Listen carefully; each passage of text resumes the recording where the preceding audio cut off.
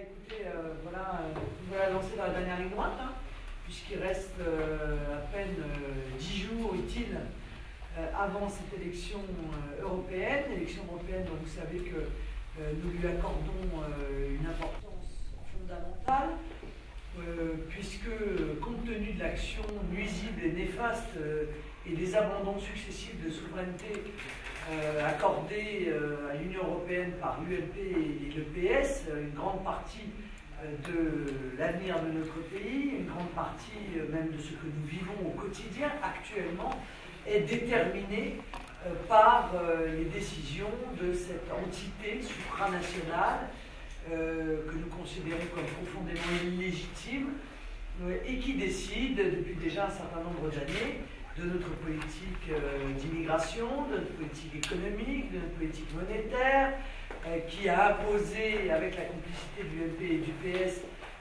une autorité supérieure aux différents textes et traités européens par rapport à notre Constitution, par rapport à nos lois nationales. C'est donc un grand combat pour la liberté, pour la souveraineté du peuple français que nous avons engagé au travers de ces élections européennes.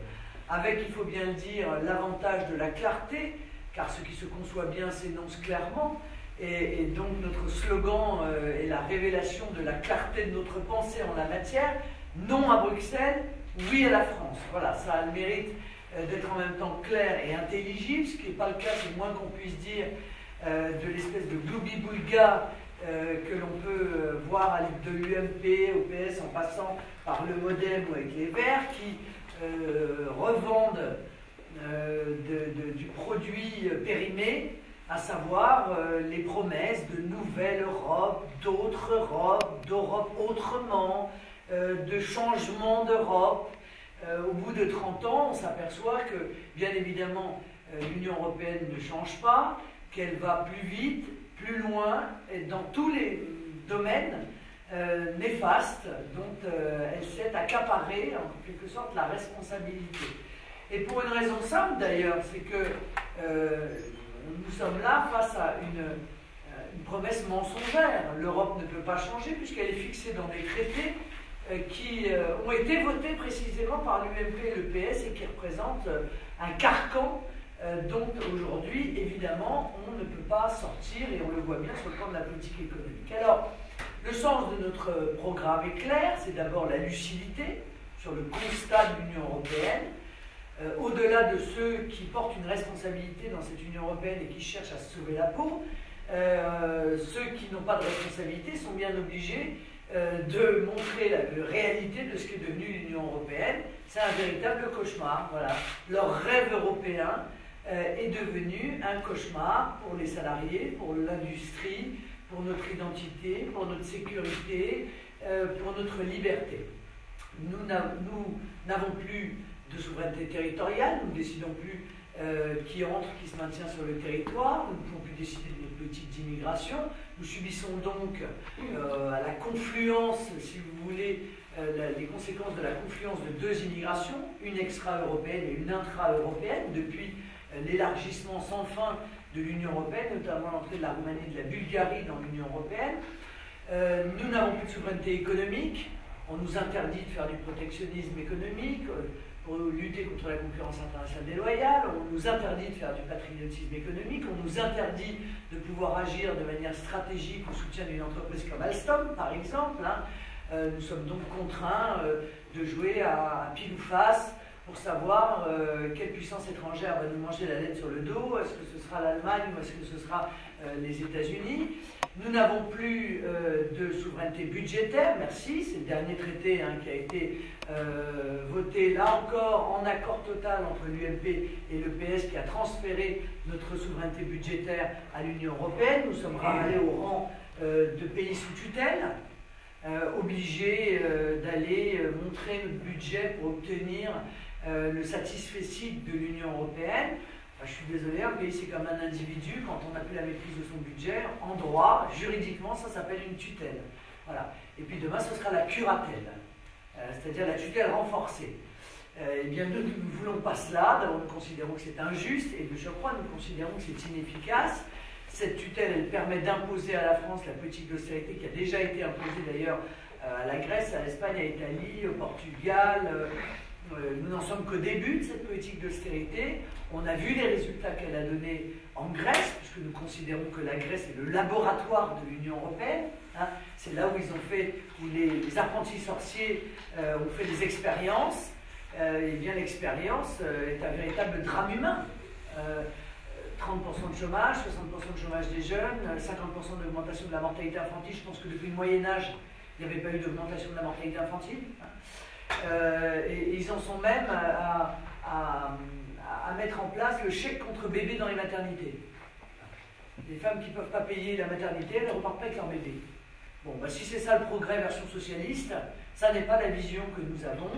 Donc il s'agit là de lancer une grande campagne pour que la France redevienne libre et donc opérer les prémices d'un retour des souverainetés, de toutes ces souverainetés, y compris, comme je l'ai dit tout à l'heure, la souveraineté législative, mais aussi notre souveraineté monétaire, puisque vous savez que nous tenons qu'en réalité, l'euro est la cause de l'austérité. C'est pour sauver l'euro que l'on met en place l'austérité, c'est pour sauver les banques, c'est pour sauver les grandes institutions financières, et tout nous donne raison, puisque le 3e plan d'aide à la Grèce, qui est déjà prévu, va être versé à 98% aux banques et aux institutions financières, et pas du tout au peuple. Donc on voit bien que toutes ces opérations sont des opérations de sauvetage d'un système financier qui est à bout de souffle et qui n'est pas du tout, contrairement à ce qu'on nous dit, sauvé. La preuve, c'est qu'il faut d'ailleurs revenir le sauver tous les ans. Bon, c'est qu'a priori, la structure est extrêmement fragile.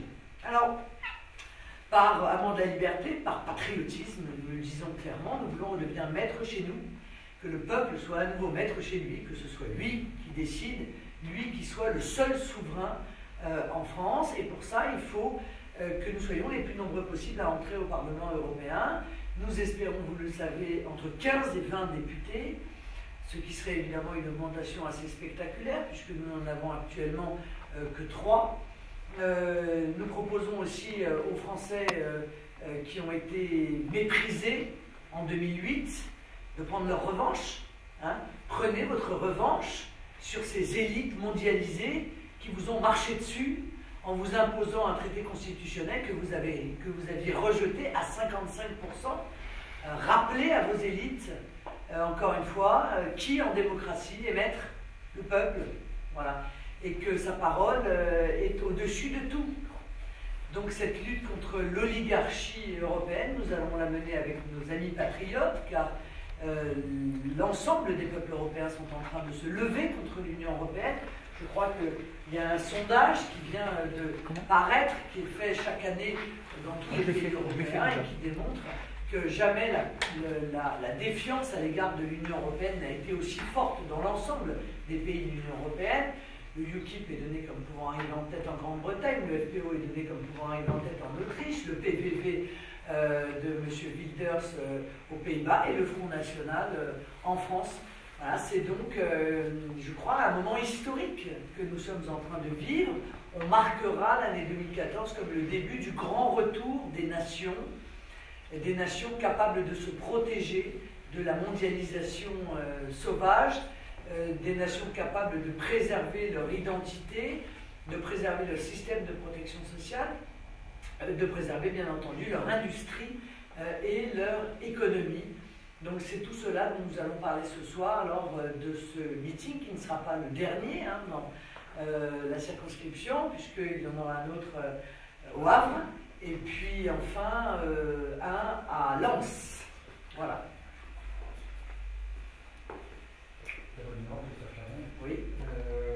Est-ce que vous pensez échapper au phénomène de l'abstention, en fait, c'est une politique quand même pour l'élection européenne? C'est en tout cas ce que nous tentons de faire, car nous voyons bien que le système a intérêt à l'abstention, quoi qu'on en dise, en tout cas tout nous le démontre. Je veux dire, entre l'argument développé ad nauseam sur les plateaux de télévision, l'air faussement naïf, en disant oui, mais quand on est eurosceptique, on ne voit pas bien l'intérêt d'aller voter. Ben moi je le vois très bien, l'intérêt c'est d'éviter que l'Assemblée soit constituée d'eurogagas. Voilà, donc il faut absolument que les eurosceptiques soient les plus nombreux possibles, et quand on est contre l'Union européenne, encore une fois, on vote contre.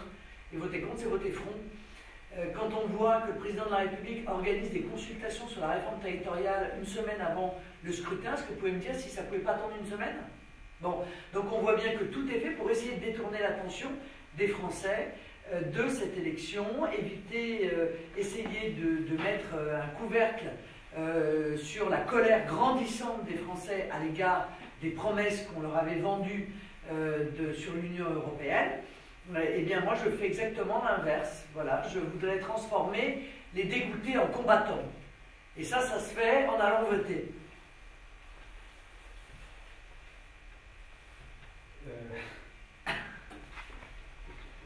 Allez-y. Est-ce que vous avez un peu de pression supplémentaire sur vos épaules à vous, finalement?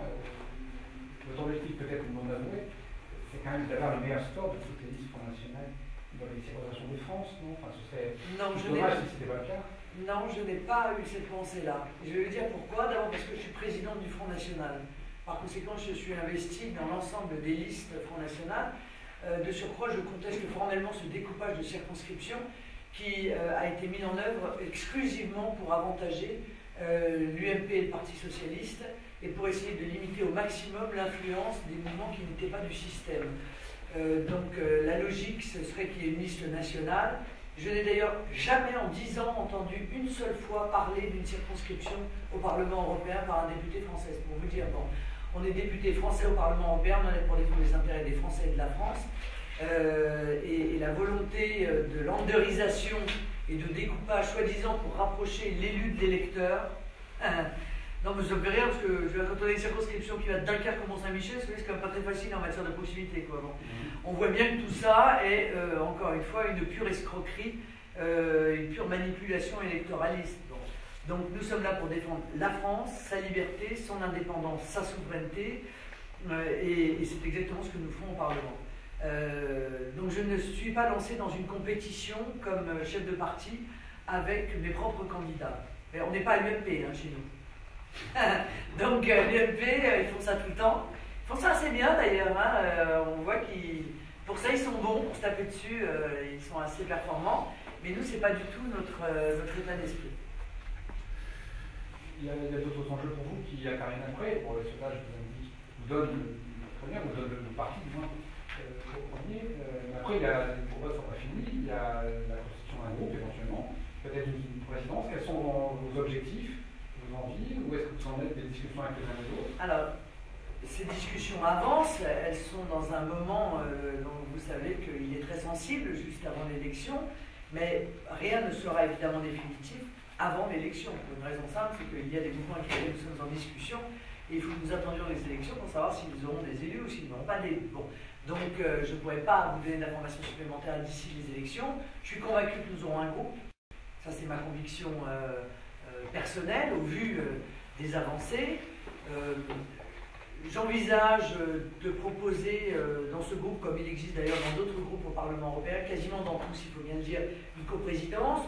Je pense que la situation de la France et l'importance des députés qui seraient envoyés au Parlement rend évidemment probable le fait que je fasse partie d'un de ces deux présidents. Oui, c'est assez logique. D'autant que je crois quand même que le Front National est regardé quand même avec intérêt, pour une raison simple d'ailleurs, comme je l'ai dit lors du 1er mai, c'est que si par la faiblesse et l'incompétence de nos dirigeants, l'Allemagne est devenue le cœur économique de l'Europe, la France a été et restera toujours le cœur politique de l'Europe. C'est donc un pays qui est regardé de très près par les autres pays européens, car il préfigure en quelque sorte le sens que les peuples veulent donner à l'histoire. Mais en discutant avec des formations, certaines qui vous apprécient, d'autres un peu moins, est-ce que vous ne faites pas finalement ce que vous reprochez aux autres? C'est-à-dire la politique politicienne, on discute, on négocie, on pense à des postes éventuellement. Non. Il y a, comme dans toutes les assemblées, régionales, départementales, nationales, sénatoriales, une organisation du débat politique. Cette organisation du débat politique qui se fait autour de groupes. Ce n'est pas moi qui ai mis en œuvre ces modalités, ce sont d'autres que moi. Et par conséquent, nous voulons avoir un groupe, non pas pour se partager des places ou des postes, mais pour pouvoir être utile et efficace. Alors, lorsqu'on est non inscrit, on est un sous-député. Voilà. On ne peut pas, par exemple, amender des textes en plénière. Il y a quand même très peu de chances pour qu'on vous accorde des rapports, parce que... C'est possible. Oh oui, c'est possible. Si vous léchez bien les pieds du PPE et du PSE, vous pouvez obtenir un rapport quand vous êtes non inscrit. Quand vous appelez Marine Le Pen et que vous avez l'échine raide, vous ne pouvez pas en obtenir. Ça, je vous le confirme. Ça, c'est sûr. Bon, voilà. Donc, c'est aussi simple que ça. Donc voilà, c'est beaucoup plus efficace sur le plan politique d'avoir un groupe que de ne pas en avoir. C'est la raison pour laquelle nous voulons un groupe. Et nous serons probablement le groupe le plus cohérent du Parlement. Car la réalité, c'est qu'au sein du PPE ou au sein du PSE, vous voyez bien souvent des votes qui sont extrêmement divers en fonction des nationalités. Or, nous avons des axes de travail, justement, des grands principes que nous partageons, comme justement la souveraineté, comme le refus de tout nouvel élargissement, comme la volonté de maîtriser drastiquement l'immigration. Donc ce sera un groupe politique, avec une cohérence politique, ce qui n'est pas le cas des autres groupes. J'aimerais d'ailleurs qu'on pose la question à Madame Karima Delli.